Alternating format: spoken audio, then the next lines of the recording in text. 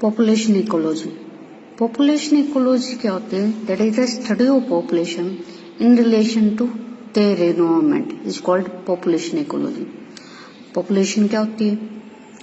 Population it is a reproductive interactive group of animals of a single species.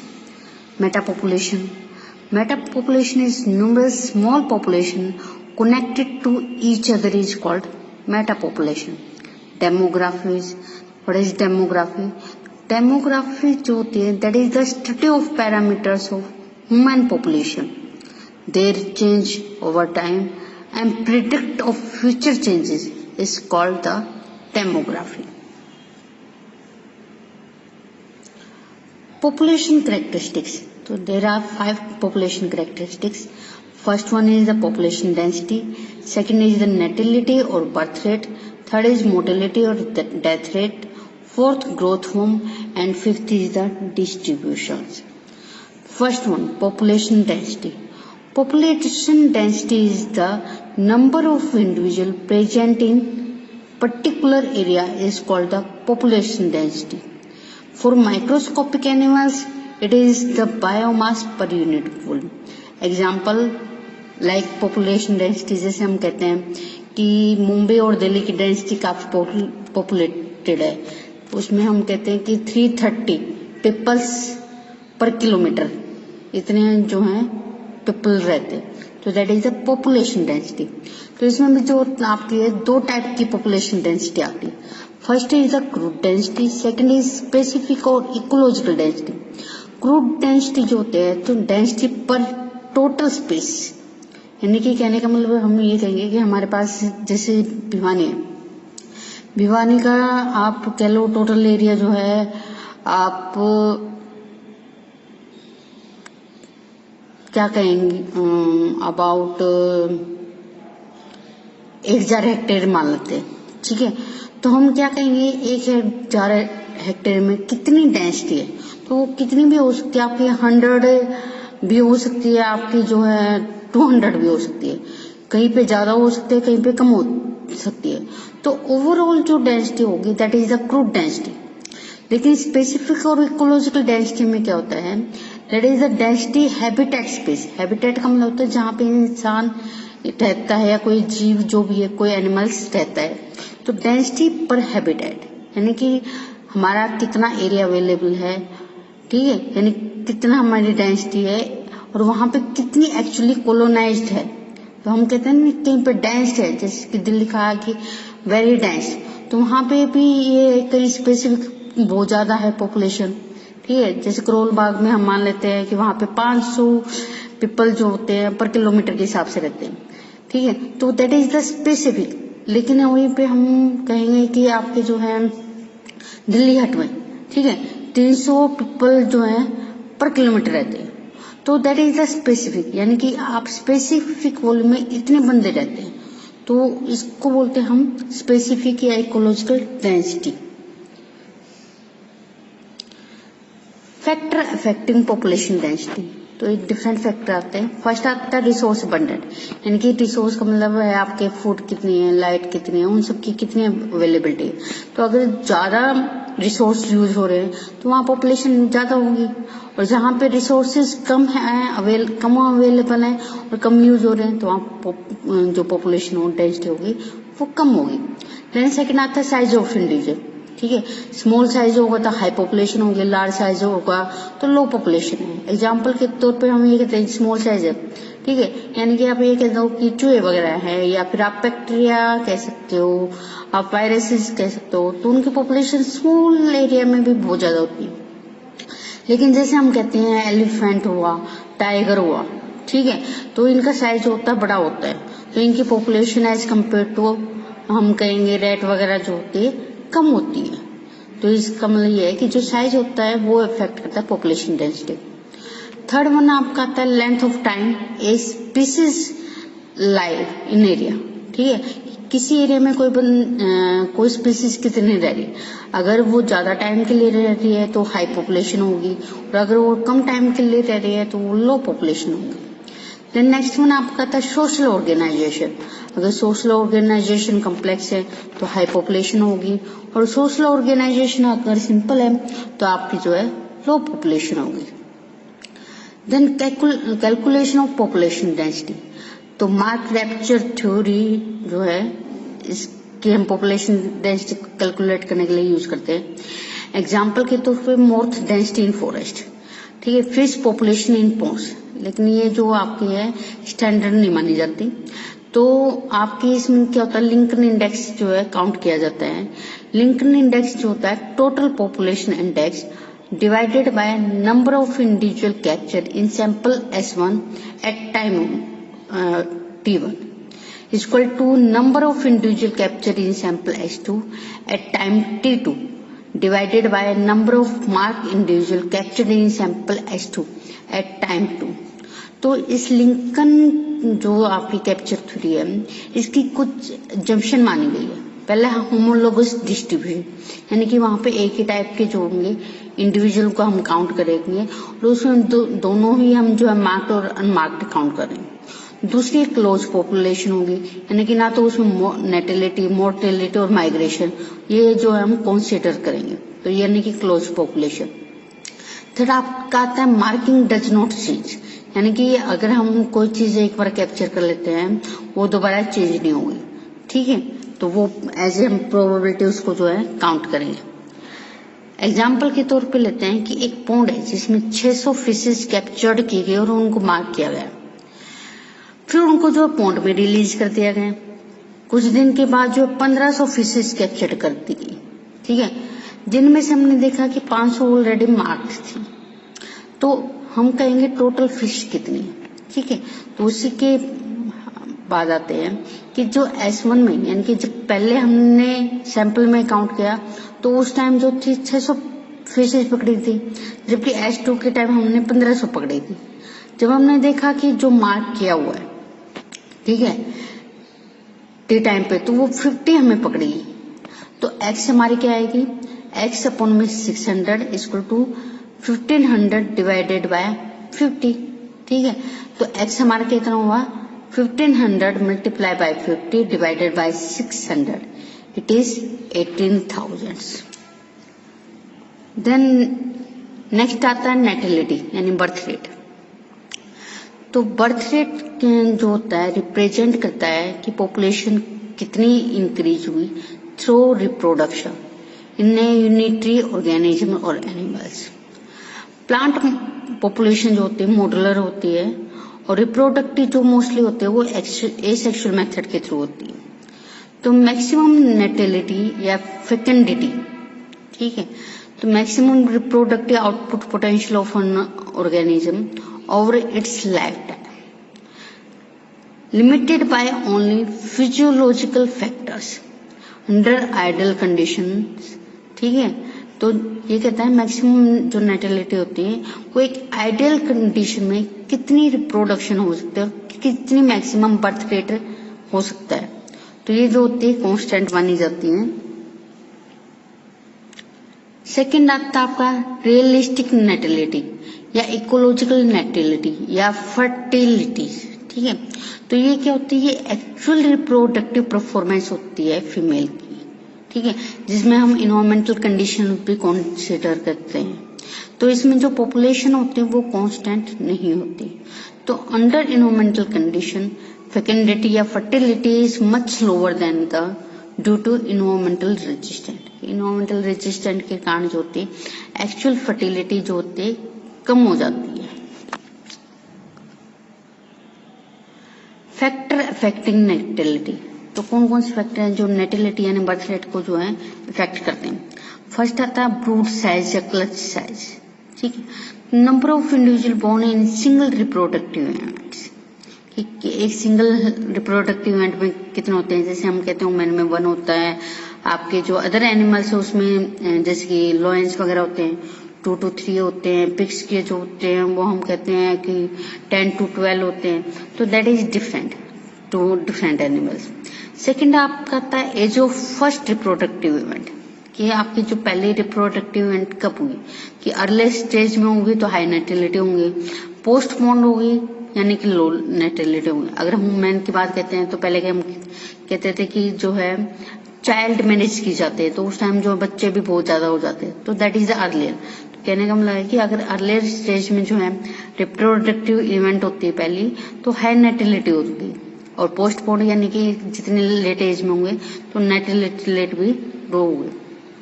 Third आपका आता है sex ratio, ठीक है। Bye sex ratio जो होती है वो फेवर करती है इंक्रीज द नेटेलिटी। देन आता है जनरेशन टाइम, ठीक है। जनरेशन टाइम क्या होता है, ये टाइम गैप होता है बिटवीन टू रिप्रोडक्टिव इवेंट, ठीक है। टाइम गैप अगर इंक्रीज हो जाएगा तो रिप्रोडक्टिव रेट कम हो जाएगा, जिसके कारण नेटेलिटी लो होगी। टाइम गैप अगर कम है तो रिप्रोडक्टिव रेट इंक्रीज होगा और नेटेलिटी हाई होगी। Generation time is directly proportional to body size. अगर बॉडी साइज स्मॉल है तो जनरेशन टाइम स्मॉल होगा, तो नेटेलिटी हाई होगी। अगर लार्ज साइज है किसी भी एनिमल्स का, तो उसका जनरेशन टाइम जो होगा लार्ज होगा और नेटेलिटी जो होगी लो होगी। जिसके हम कहते हैं कि जो बैक्टीरिया वगैरह होते हैं, ठीक है, तो जनरेशन टाइम उनका 10-20 सेकेंड, आपको ये कहते हैं मैक्सिमम 1 मिनट होता है, तो वहां पे बर्थ रेट जो है ज्यादा हो जाते हैं। जबकि हम कहते हैं कि जैसे कि हमारा ह्यूमन का है, ठीक है, या हमारे एनिमल्स में डिफरेंट टाइम पीरियड होता है कि ह्यूमन में 9 मंथ हो गए, एलिफेंट में जैसे 10 या 1 ईयर होता है, तो that is different to different animal, ठीक है। तो अगर जनरेशन टाइम स्मॉल है तो नेटेलिटी हाई होगी, तो जनरेशन टाइम अगर कम है तो नेटेलिटी जो होगी आपकी लो होगी। देन थर्ड आपका आता है मोर्टेलिटी या डेथ रेट। तो mortality minimum specific potential mortality, तो theoretical minimum loss under ideal condition. ये कहते हैं कि एक आइडियल कंडीशन है जिसमें कोई भी लिमिटिंग फैक्टर नहीं है, तो उस टाइम कितनी डेथ हो सकती है मिनिमम, तो उसको बोल लेंगे स्पेसिफिक या पोटेंशियल मोर्टेलिटी। सेकंड आपके आते हैं इकोलॉजिकल या रियलिस्टिक मोर्टेलिटी, तो उसमें ये कहते हैं कि हम under environmental condition the actual death called the ecological या रियलिस्टिक मोर्टेलिटी। कहने का मतलब ये है कि एक्चुअल इन्वायरमेंट है जिसमें सारे फैक्टर काउंट किए जाते हैं, उनके बाद जो एक्चुअल डेथ हुई है, ठीक है, वो हम कहते हैं इकोलॉजिकल या रियलिस्टिक मोर्टेलिटी। तो वाइटल इंडेक्स जो होता है that is the birth upon death multiply by the 100। Vital index जो है सर्वाइवलशिप कंफर्म करती है। तो सर्वाइवलशिप क्या होती है, 1 माइनस में एम। एम जो होता है फ्रैक्शन ऑफ इंडिविजुअल डाई, कि कितने इंडिविजुअल जो हैं डाई हुए हैं। तो टाइप ऑफ सर्वाइवरशिप, तो 3 टाइप की सर्वाइवरशिप होती है। टाइप 1 कन्वेक्स कर्व, जिसमें लेस मोर्टेलिटी होती है यंग एज में।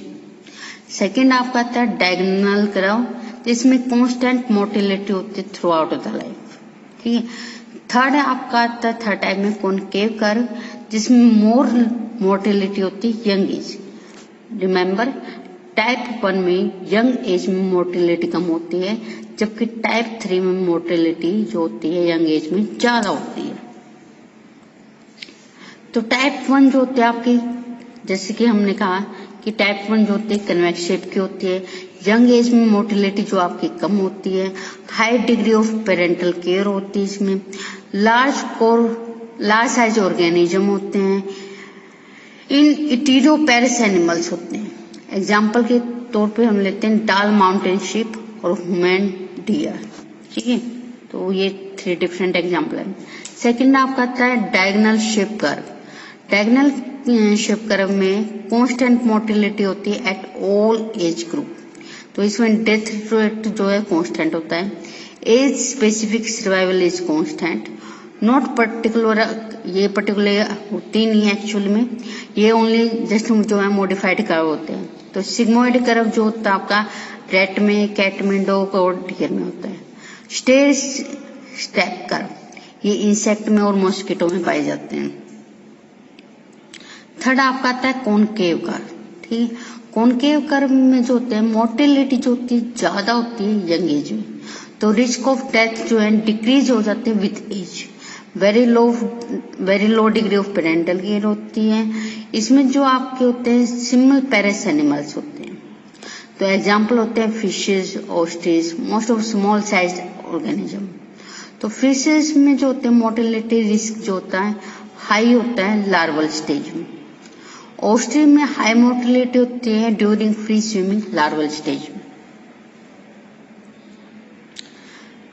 सर्वाइवल कर्व जो होता है number of surviving individual to particular age, ठीक है, express specific mortality rate of populations.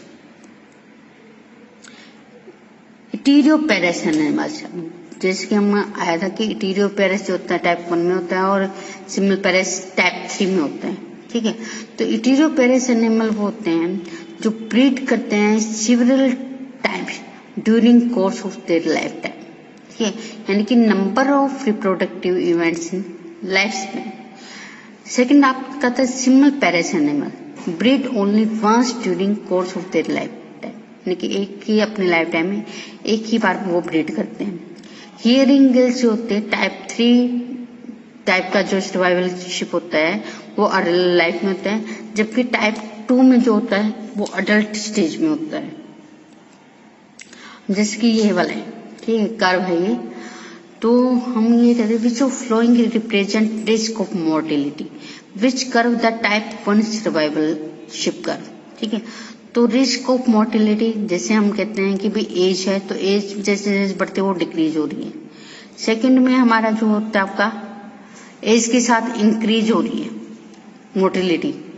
Third में आपके जो है ये आपके जो है दिख रहा है कि जैसे जैसे एज बढ़ते हैं तो मोर्टेलिटी जो आपके डाउन होते जाते हैं। चौथी में आपका दिखा रहा है कि बी कॉन्स्टेंट है। जैसे कि मैंने आपको एक्सप्लेन किया कि टाइप 1 में जो होता है कॉन्वेक्स शेप का होता है, जिसमें जो होते हैं जैसे अर्लियर स्टेज है तो अर्लियर स्टेज में जो है जैसे कि ये आपका दिखा रखा है कि यहाँ पे देखो अर्लियर स्टेज एज कम है, ठीक है, तो यहाँ पे मोर्टेलिटी ज्यादा है, लेकिन जैसे जैसे एज बढ़ती है मोर्टेलिटी डिक्रीज हो रही है, तो यहाँ पे टाइप 1 आ गई। सेकंड आपका था कि जैसे अर्ली स्टेज में आपकी मोर्टेलिटी ज्यादा है, ठीक है, लेकिन जैसे जैसे आपकी इंक्रीज हो रही, ठीक है, एज के साथ जो है ये आपका मोर्टेलिटी रेट जो आपकी कम हो रही है, ठीक है। तो यहाँ पे जो है टाइप 3 आ गई, लेकिन ये आपकी जो कांस्टेंट हो रही है, तो यहाँ पे एज जो आपकी यहाँ पे जो है टाइप 2 टाइप की आ गई। रिस्क ऑफ मोर्टेलिटी जो आपकी कांस्टेंट हो रही है। तो आंसर हमारा इसने पूछा टाइप 1 सर्वाइवलशिप, यानी कि जब हमारे मोर्टेलिटी रेट जो है हाई होगा स्मॉल एज में, तो यानी कि इसका आंसर जो है आपका बी आ जाता है। तो consider the flowing mortality curve, तो जाहिर सी बात है कि ये कौन सा होगा, कांस्टेंट चल रहा है, तो ये टाइप नंबर 2 होगा। An oak tree produce thousand of acorn but very few grow into mature oak. The oak tree exhibit a dash survival curve, ठीक है।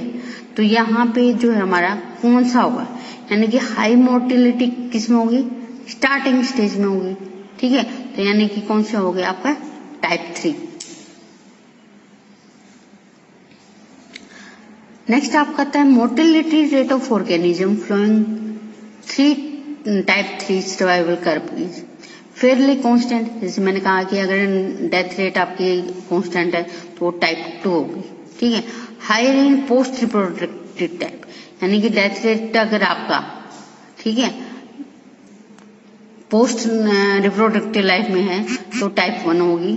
लो आफ्टर ऑर्गेनिज्म बिकम स्टेब्लिश, ठीक है, तो ये इसमें जो आपकी टाइप 3 होगी। फोर्थ अनरिलेटेड टू एज, इसका कोई चक्कर ही नहीं, तो आपके टाइप 3 जो होगी सी वाला आंसर होगा।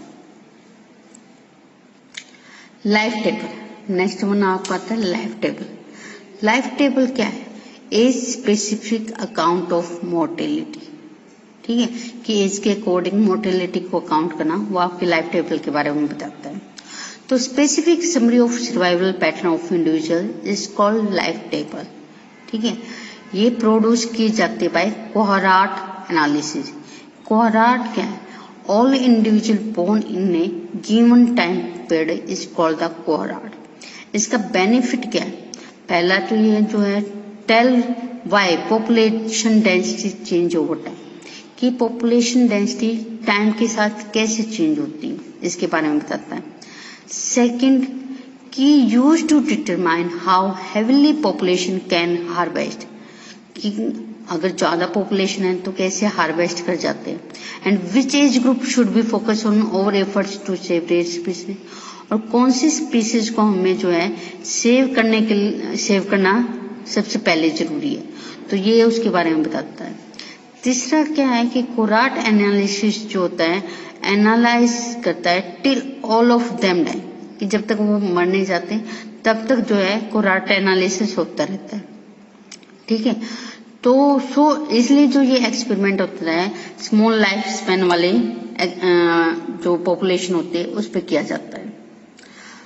From life table inform net reproductive rate R naught of a population can be calculated. तो R naught is equal to summation is equal to LX dot MX. तो R naught is net reproductive rate. LX is the proportion of original cohort reaction to start of next age class. MX is the age specific fertility. अब जैसे example है age group है 0 to 1, 1 to 2, 2 to 3, 3 to 4, 4 to 5।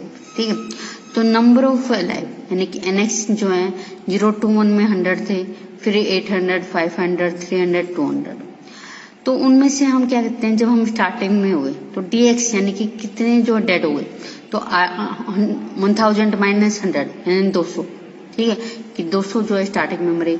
इसी तरीके से 800 minus 500 300, 500 minus 300 200, 300 minus 200 is equal to 100 and 200 ultimate जो रह जाते हैं 200।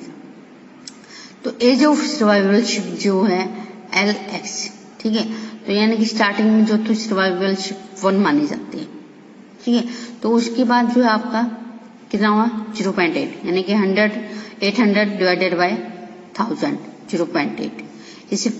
इसी प्रकार 500 divided by 1000, 300 divided by 1000, 200 divided by 1000।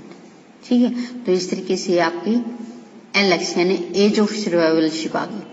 तो age specific fertility is equal to MX, तो यानी कि स्टार्टिंग में जो है 0 0। ठीक है, सेकंड आपका 2 में 0.5, 3 में 1 1 यानी कि यहाँ पे फर्टिलिटी आप इजिली जो है रिप्रोड्यूस कर सकते हैं, तो यहाँ पे 1 1। देन LX इंटू MX इनको हमने काउंट कर दिया, तो समेशन करने पे 0.75 यानी कि R नोट हमारी कितने आ गई 0.75। सेकेंड आप पता है in a life table if NX is 800, number is equal to NG is 1000 and DX is equal to 200, what is the LX? ठीक है, 0.8, 0.25, 4, 1.2। तो आंसर आपका आएगा A, दैट इज 0.8। सोल्यूशन क्या है इसका LX is equal to NX upon में total यानी कि 800 divided by 1000 is equal to 0.8। तो LX कितना हो गया आपका 0.8। नेक्स्ट आपका आता है एज स्ट्रक्चर। ठीक है, it is the proportion of individuals in each age group is called age structure. तो हम इसको 3 इकोलॉजिकल एज ग्रुप में काउंट करते हैं। प्री रिप्रोडक्टिव जिसे हम कहते हैं बच्चे, रिप्रोडक्टिव यानी कि जो हम अडल्ट स्टेज में आ जाते हैं, पोस्ट रिप्रोडक्टिव जैसे हम कहते हैं बूढ़े इंसान, ठीक है, ओल्ड मैन। तो एज पिरामिड जो होता है डायग्रामेटिक रिप्रेजेंटेशन होता है proportion of individual present at in different age group constitute age group. तो ये डिफरेंट टाइप का होता है। ट्रायंगुलर शेप होता है, ट्रायंगुलर को हम एक्सपेंडिंग पॉपुलेशन कहते हैं, जहाँ पे हाई बर्थ रेट होता है जैसे house flies, yeast, algae.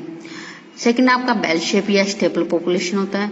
Third आपका अनशेप या डिमिनिश्ड पॉपुलेशन होती है जिसमें बर्थ रेट ड्रास्टिकली रिड्यूस हो जाती है एकदम। A human population of a country has urn shape, जैसे मैंने कहा ना ड्रास्टिक चेंज हो गया, urn shape of pyramids which is flowing is not appropriate to do by the government of country.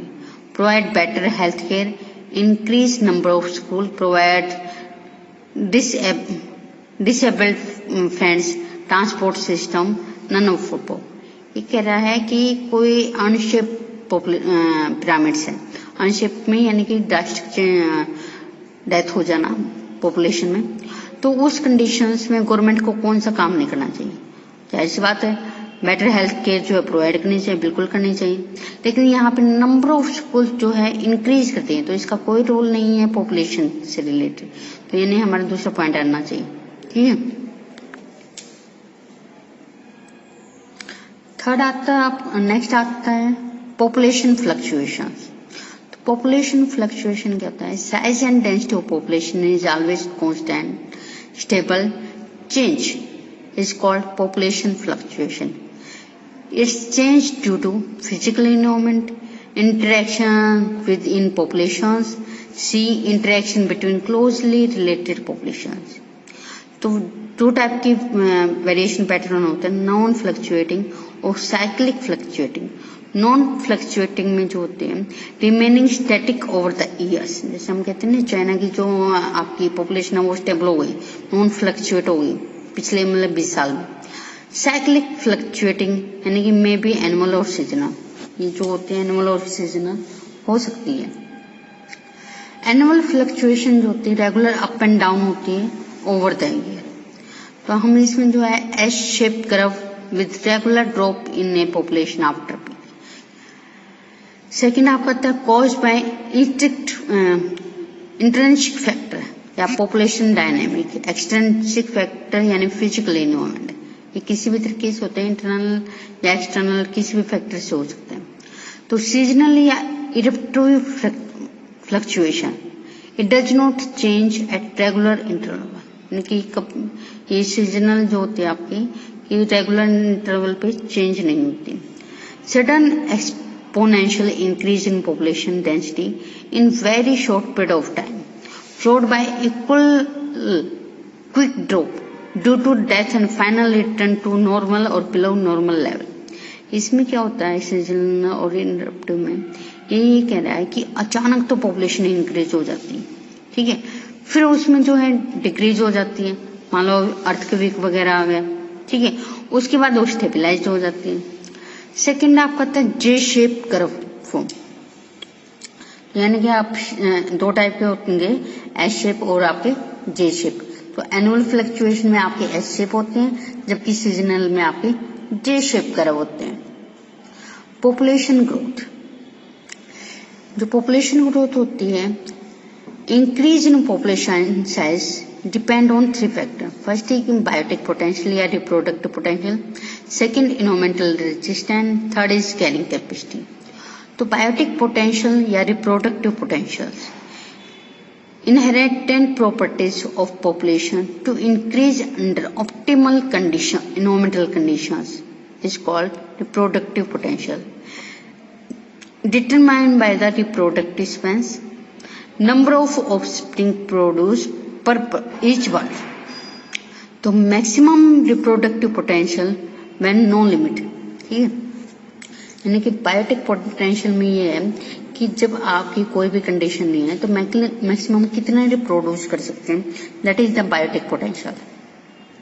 Second आपका आता है एनवायरमेंटल रेजिस्टेंट, तो it is sum of all limiting factors which impose a check over biotic potential. ये आपकी actual population बताता है, इसमें सब कुछ आ जाता है। एनवायरमेंटल रेजिस्टेंस में जैसे predations, lack of resources, climatic change, disease, accidental death, competition. तो इसके बाद जो एक्चुअल हमारी पॉपुलेशन रह जाती है वो हमारे एनवायरमेंटल रेजिस्टेंस के बाद ही रहती है। देन थर्ड वन आपका आता है कैरिंग कैपेसिटी। कैरिंग कैपेसिटी जो होती है maximum number of individual of population which can be support by the environmental condition in a particular area at a time is called carrying capacity. Then next आपका था population dynamics. Population dynamics जो होती है the population growth form, characteristics pattern of population represent interaction of biotic potential and environmental resistance is called the population growth form. तो growth curve जो आपके हैं, जैसे मैंने पहले भी बताया था, दो टाइप के होते हैं. तो ग्रोथ कर्व जो होते हैं ग्राफिकल रिप्रेजेंटेशन होते हैं ग्रोथ फॉर्म का over a certain period of times under environmental conditions. तो दो टाइप के जैसे बताए थे, एस शेप, सिग्मोइड शेप, जे शेप रिप्रेजेंट एक्सपोनेंशियल ग्रोथ. तो एस शेप में हमारे जो है 4 फेज होते हैं, lag phase, positive accelerating phase, ठीक है, जिसमें आपकी स्लो ग्रोथ रेट होता है, न्यू कॉलोनीज में फॉर्मेशन होती है. लॉग फेज या लॉजिस्टिक फेज, इसमें rapid increase of in population होता है. थर्ड आपकी नेगेटिव एक्सीलरेशन फेज, ये लिमिटिंग रिसोर्स फैक्टर के कारण पॉपुलेशन ग्रोथ कम हो जाती है. फोर्थ आपके आते हैं इक्विलिब्रियम फेज, जिसमें हम कहते हैं सैचुरेशन लेवल आ जाता है, वहां पे नेटेलिटी इक्वल टू मोर्टेलिटी हो जाती है. सेकंड आपका था जे शेप. जे शेप में 2 टाइप के होते हैं, 3 टाइप के होते हैं, lagging phase, positive accelerating phase, exponential phase और पॉपुलेशन क्रैश. तो ये 3 आपकी स्टेज होती हैं आपके जे शेप में. तो लैग फेज जैसे कि पहले की तरह था, वेरी स्लो ग्रोथ होती है, इसमें न्यू कॉलोनाइजेशन होती है, जैसे कि आपका एस शेप में था.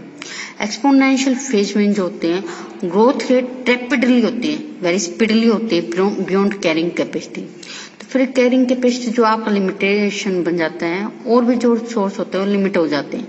तो पॉपुलेशन क्रैश, तो लिमिट रिसोर्स कॉज मास स्टार्वेशन और मोर्टेलिटी. तो हम ये कहते हैं कि जो डायनासोर की डेथ हुई ड्यू टू पॉपुलेशन क्रैश के कारण, कि हमारे वहाँ पे रिसोर्स जो है लिमिटेड पड़ गए और स्टार्वेशन और मोर्टेलिटी के कारण उनकी डेथ हो गई. तो that is the population crash. तो इसमें sudden and sharp decline in population होता है, जिसे हम कहते हैं population crash. Population size decrease below equilibrium phase, ठीक है, यानी कि नेगेटिव में जो है पॉपुलेशन साइज चला जाता है. जीन इकोलॉजी और population genetics. Same species growth under different environmental conditions showing difference in morphological, anatomical and physiological is called gene ecology. तो कोर टोरिसन 1992 में इसने जो मॉर्फोलॉजिकली फॉर्म में पॉपुलेशन को 2 टाइप की उसमें स्पीसीज में कन्वर्ट कर दिया, कि एक होते हैं इकेड्स, जिसमें इकेड्स या इकोफेरिन, दूसरा इकोटाइप या बायोटाइप. Icads या इकोफिन्स, morphological distinct variation of species growing in different environmental habitats. ठीक है, वेरिएशन होता है due to environment such as temporary, somatic और रिवर्सिबल. यानी कि इसमें जो वेरिएशन होता है वो टेम्परेरी होता है, यानी कि फिर से आपका जो है जाते तो वो पहले वाली कंडीशन में आ जाता है.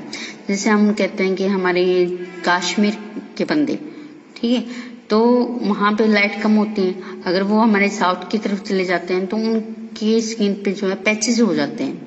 लेकिन फिर से जब वो वापस से कश्मीर जाते हैं तो वो वापस जो है आपके उसी कंडीशन में आ जाते हैं.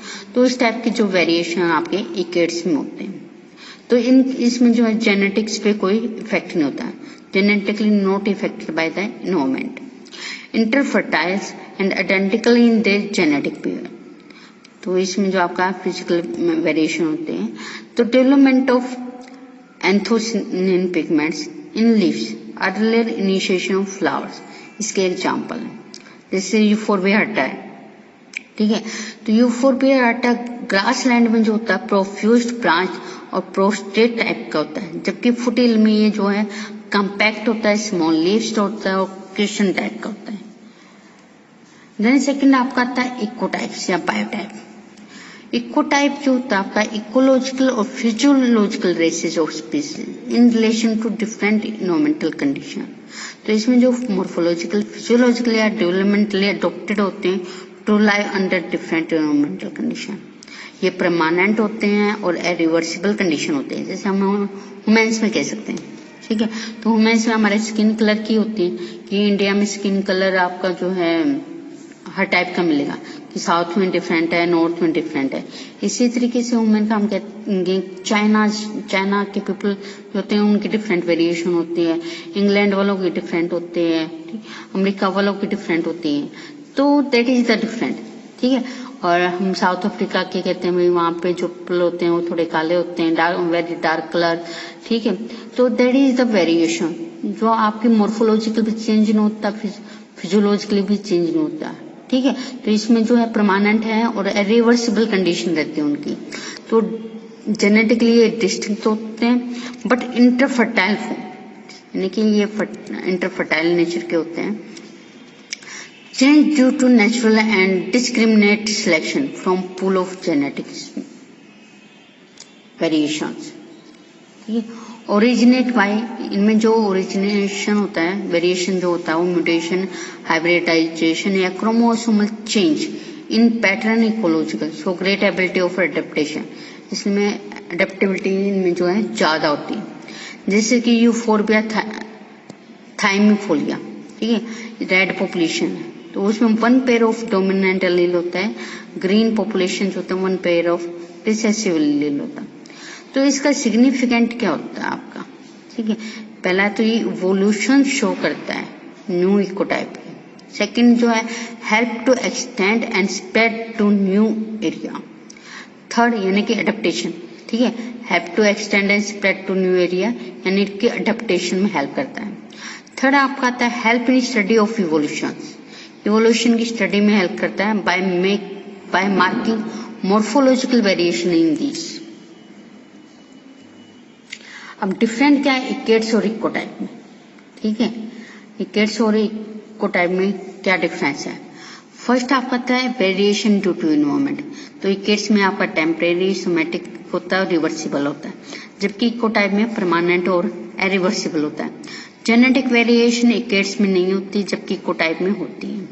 जेनेटिक बिहेवियर आइडेंटिकल और इंटरफर्टाइल होता है, जबकि इकोटाइप में नॉन आइडेंटिकल एंड इंटरफर्टाइल होता है।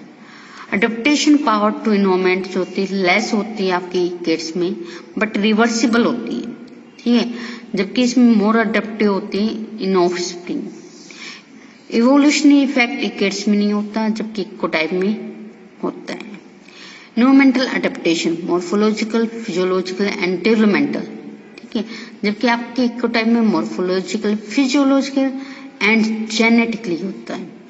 देन नेक्स्ट वन आपका था ओरिजिनेट, ठीक है, इकेट्स बाय रिप्रोडक्शन होता है, जबकि इकोटाइप में जो होते हैं आपके by mutation, hybridization, chromosomal change के कारण होते हैं, इसलिए इवोल्यूशन भी होती है। एग्जाम्पल यूफोर्बियाटा, जैसे मैंने कहा कि ग्रासलैंड में प्रोफ्यूज्ड, ब्रांच्ड और प्रोस्टेट टाइप का होता है, जबकि फुटेल में compact small leaves and caution type का होता है। जबकि यूफोर्बिया थाइमिफोलिया, ठीक है, इसमें जो रेड पॉपुलेशन में जो होते हैं डोमिनेंट पेयर ऑफ एलील होते हैं, जबकि ग्रीन पॉपुलेशन में रिसेसिव पेयर ऑफ एलील्स होते हैं।